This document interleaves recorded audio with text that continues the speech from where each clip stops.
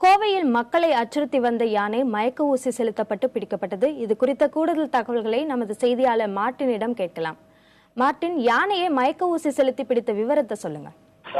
தற்போது நாம் பார்க்கக்கூடிய காட்சி கோவை மதுக்கரை ராணுவ மையத்திற்கு எதிரே இருக்கக்கூடிய வனப்பகுதி. இப்பொழுது நமது ஒளிப்பதிவாளர் காட்டக்கூடிய காட்சியானது 2 யானைகள் நிற்பதை நாம் பார்த்துக் கொண்டிருக்கிறோம். அங்கே இருக்கக்கூடிய வனத்துறை மற்றும் வன உயிரின மருத்துவ குழுவினர் அந்த காட்டு யானைக்கு மயக்க மருந்து செலுத்தினார்கள். சரியாக 4:40 மணி அளவிலே மதுக்கரை ராணுவ மையத்தில் இருந்து இந்த காட்டு யானை, அதாவது வனத்துறை கடந்த 8 நாட்களாக தேடி வந்த அந்த ஒற்றை காட்டு யானை ராணுவ மையத்திற்குள் இருந்தது தெரிய வந்தது.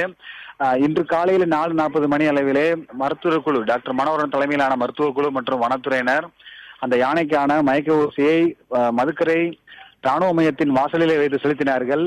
அப்பொழுது அந்த காட்டு யானை மிகவும் வேகமாக சாலையை கடந்து எதிரே இருந்த தமிழ்நாடு மின்சார வாரிய அலுவலகத்தின் மதில் சோற்றை உடைத்துவிட்டு இந்த காட்டுப்பகுதிகள் சென்றது. ஏற்கனவே வனத்துறையின் வகுத்த திட்டத்தின்படி 2 கும்கி யானைகள் இந்த காட்டு யானையை பின்தொடரும் வகையிலே தயாராக வைக்கப்பட்டிருந்தது.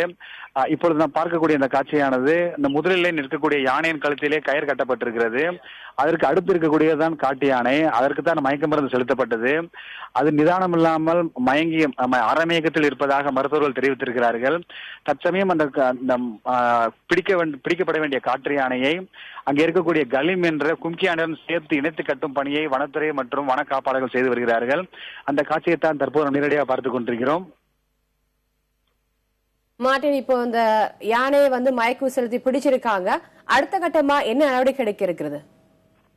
தற்சமயம் அதாவது இந்த காட்டு யானை பொதுமக்கள் இருக்கக்கூடிய குடியிருப்பு பகுதியிலே சென்று விடாமல் பெரும் பாதிப்பை ஏற்படுத்திவிடும் என்ற காரணத்தாலேயே இந்த வனப்பகுதியிலே அவர்கள் வனத்துறை திட்டமிட்டிருந்தார்கள்.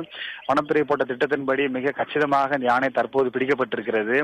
இந்த யானை கிட்டத்தட்ட ஒரு 600 மீட்டர் அளவிலே ஓடி சென்று காற்றுக்குள் நின்றது. அப்போது இந்த 2 கும்கி யானைகள், ஏற்கனவே 4 கும்கி யானைகள் நவக்கரை பகுதியில் நிறுத்தி வைக்கப்பட்டிருந்தன. இந்த 2 காட்டு யானைகள் கலீம் என்று மிகவும் பயிற்சி பெற்ற கும்கி யானையும் மற்றொன்று துஜை என்ற மற்றொரு கும்கி யானையும் இந்த ஆபரேஷன், அதாவது மிஷன் மதுக்கரை மகாராஜ் என்ற அந்த ஆபரேஷன் தற்போது நடைபெற்றுக் கொண்டிருக்கிறது. இந்த திட்டத்தில் தான் 2 கும்கி யானைகளும் பயன்படுத்தப்பட்டன. முதலிலே இந்த யானை மயக்க மருந்து பொருத்தப்பட்ட தோட்டாவை மருத்துவர் கால்நடை மருத்துவர் மனோகரன் சுட்ட உடனேயே அந்த யானை மிகவும் வேகமாக ஓடத் தொடங்கியது. சாலையை கடந்து சென்ற அந்த யானையை 2 கும்கி யானைகளும் அடக்கின. இடதுபுறத்தில் ஒரு கும்கி யானையும் வலதுபுறத்தில் ஒரு கும்கி யானையும் இந்த காட்டு யானைக்கு நடுவில் எங்கேயும் ஓடாதபடி இந்த கும்கி யானைகள் மிகவும் லாபகமாக பிடித்தன. இதற்கிடையே தான் இந்த யானை அரைமயக்கத்தில் இருக்கும் பொழுதே அதனை கட்டும் பணி நடத்தப்பட்டுக் கொண்டிருக்கிறது. இப்பொழுது பிடிக்கப்பட்டிருக்கக்கூடிய இந்த காட்டு யானையை யானமலை புலிகள் காப்பகத்தில் இருக்கக்கூடிய அங்கே இருக்கக்கூடிய யானைகள் பயிற்சி மையத்திற்கு கொண்டு செல்லப்படும். அங்கே கிட்டத்தட்ட 3 மாத காலத்திற்கு தடுப்பிலை வைத்து இந்த கும்கி யானை பராமரிக்கப்படும். இதனை மிகவும் காட்டு யானையாக சுற்றி கொண்டிருந்த இந்த ஒற்றை யானையை பழக்கும் பணியிலே அங்கு இருக்கக்கூடிய பாகன்கள் ஈடுபடுவார்கள்.